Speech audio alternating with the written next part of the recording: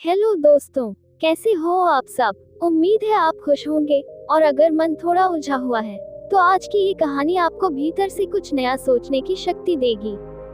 ये कहानी है उस समय की जब गौतम बुद्ध अपने शिष्यों के साथ एक जंगल के किनारे ठहरे हुए थे। एक युवक उनके पास आया, बुद्धिमान, उत्साही, लेकिन भीतर से बेचैन। उसने पूछा, भगवान, मैं खुद को बदलना चाहता हूँ, लेकिन न परिस्थितियाँ बदलती हैं, न मेरा स्वभाव। मैं क्या करूं? बुद्ध मुस्कुराए। उन्होंने कहा, अगर सच में खुद को बदलना है तो सीखो किन जगहों पर चुप रहना चाहिए। मौन सबसे बड़ा परिवर्तन का माध्यम है। मैं तुम्हें 10 जगहों के बारे में बताता हूँ जहाँ चुप रहना तुम्हारा सबसे बड़ा हथियार बन सकता है। फिर बुद्ध ने शुरू किया। 1. जब गुस्सा बहुत ज्यादा हो। बुद्ध बोले, जब क्रोध भीतर उफान मारता है, उस समय बोले गए शब्द तीर बनकर दूसरों को घायल करते हैं और खुद को भी। उस समय चुप रहो। 2. जब कोई आपकी बुराई कर रहा हो। दूसरों की नकारात्मकता में अगर तुम भी बोलोगे तो वो और फैलेगी। चुप रहना तुम में शांति लाता है और सामने वाले को भी सोचने पर मजबूर करता है। 3. जब कोई तुम्हारी बात नहीं समझ रहा हो। हर इंसान की समझ एक जैसी नहीं होती। बार बार समझाने से बेहतर है मौन रखो। समय सब सिखाता है। 4. जब अहंकार बोलने लगे। अगर तुम्हें लगता है कि मुझे सबसे बेहतर बोलना आता है, तब सबसे जरूरी है चुप रहना, क्योंकि यही पहला कदम होता है आत्मविनम्रता की ओर। 5. जब कोई दुखी हो और बोलना नहीं चाहता। दूसरे का दर्द शब्दों से नहीं, मौन की उपस्थिति से समझो।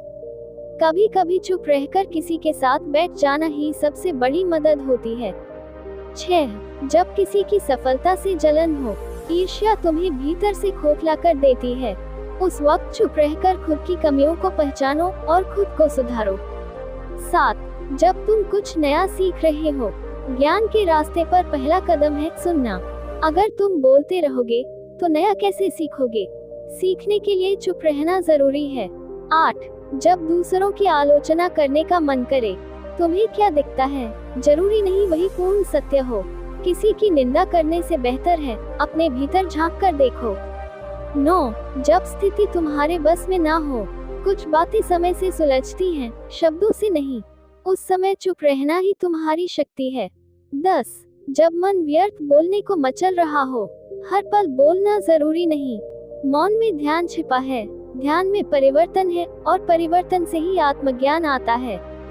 युवक बहुत देर तक मौन रहा, फिर उसने हाथ जोड़कर कहा, भगवान, आज पहली बार समझ आया कि बदलने के लिए शब्द नहीं, मौन चाहिए।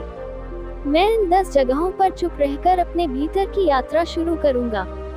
बुद्ध मुस्कुराए, बिल्कुल, क्योंकि जो खुद को समझ लेता है वो फिर पूरी दुनिया को बदल सकता है। दोस्तों, अगर आपको भी लगता है कि जिंदगी में कुछ बदलना है तो आज से ही इन 10 जगहों पर चुप रहना शुरू कीजिए। मौन सिर्फ खामोशी नहीं, एक तप है जो आपको खुद के करीब लाता है। अगर ये कहानी दिल को छू गई हो तो इसे लाइक करें, शेयर करें और सब्सक्राइब जरूर करें। फिर मिलते हैं एक और कहानी के साथ। तब तक के लिए खुद से प्यार कीजिए और खुद को समझने की कोशिश जारी रखिए।